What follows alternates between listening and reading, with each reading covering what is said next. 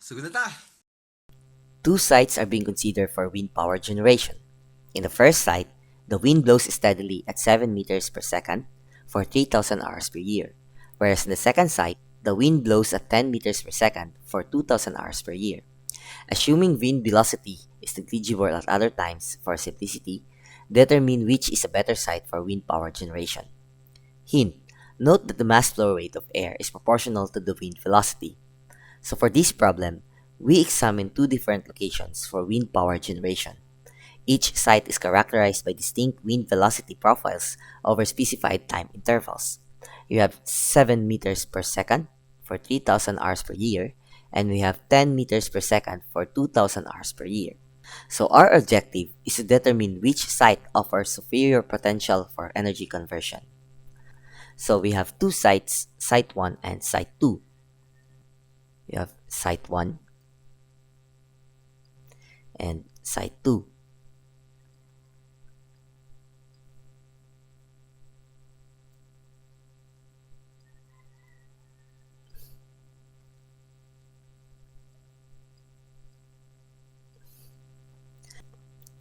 So to simplify the analysis, we can assume that the wind blows steadily at a constant velocity during the specified operational periods.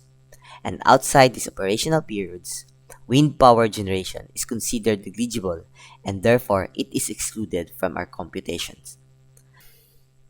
Also, please be reminded that the density of air is equal to 1.25 kilogram per cubic meter. So let us consider the physics underlying the wind energy conversion. So let's say the wind blows at this direction.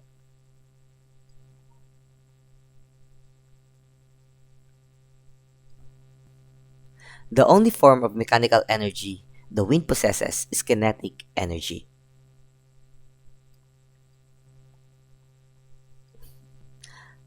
So let us solve for the potential power that can be generated in each site. So that would be your potential power generated is equal to the mechanical energy,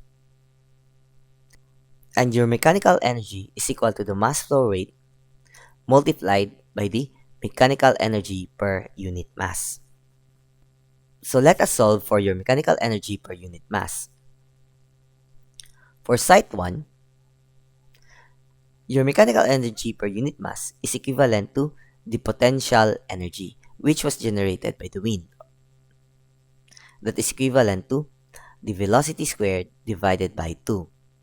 So we have, for site 1, we have 7 meters per second squared divided by 2, or equal to 24.5 square meters per square second. So let us convert this to specific energy, which is your 1,000 square meters per square second is equivalent to 1 kilojoule per kilogram. So that is equivalent to 0.0245 kilojoule per kilogram. So this would be your mechanical energy per unit mass.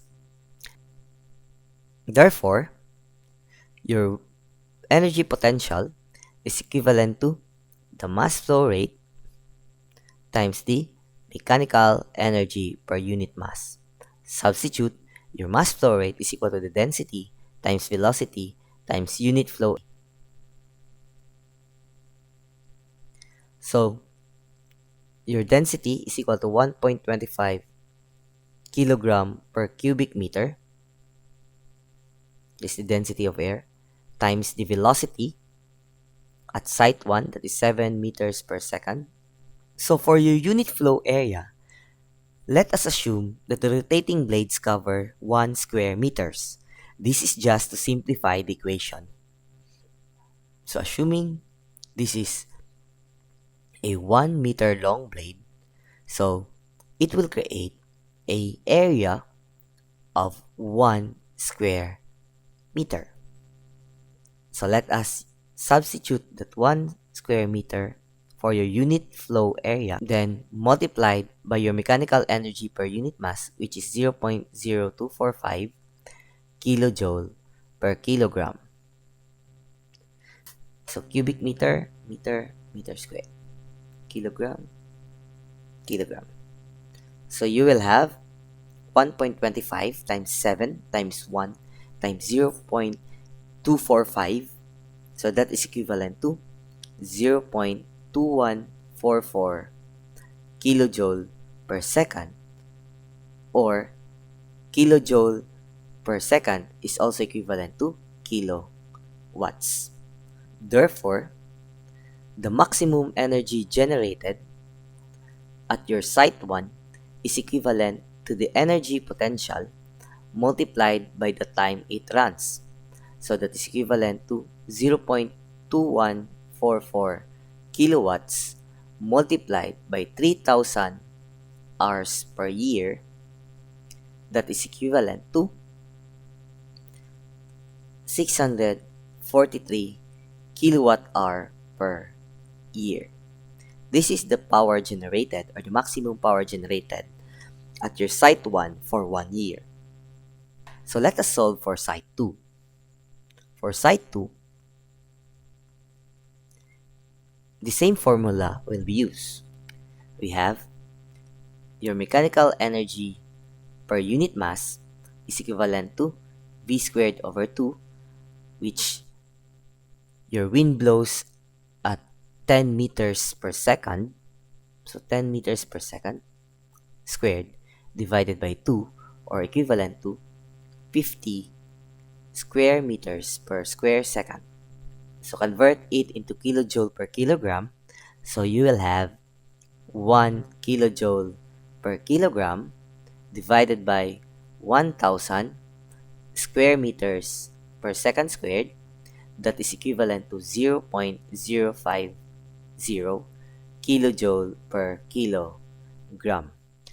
So same, solve for the potential energy. So that is equivalent to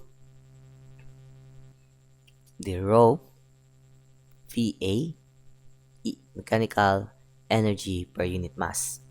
So your potential energy, that is 1.25 kilogram per cubic meter multiplied by the velocity at site 2, which is 10 meters per second, multiplied by the unit flow area of 1 square meter, multiplied by 0.050 kilojoule per kilogram, cubic. So 1.25 times 10 times 1 times 0.50, that is equivalent to 0.625 kilojoule per second, or kilowatts. So to solve for the maximum energy that can be created at your site 2, that is 0.625 kilowatts times 2,000 hours per year, that is equivalent to 1,250 kilowatt hour per year. So this is the power generated at your site 2. Thus, from the two analysis solution, we can say that the maximum power generated at site 2 is greater than the maximum power generated at site 1. Therefore, the better site is site number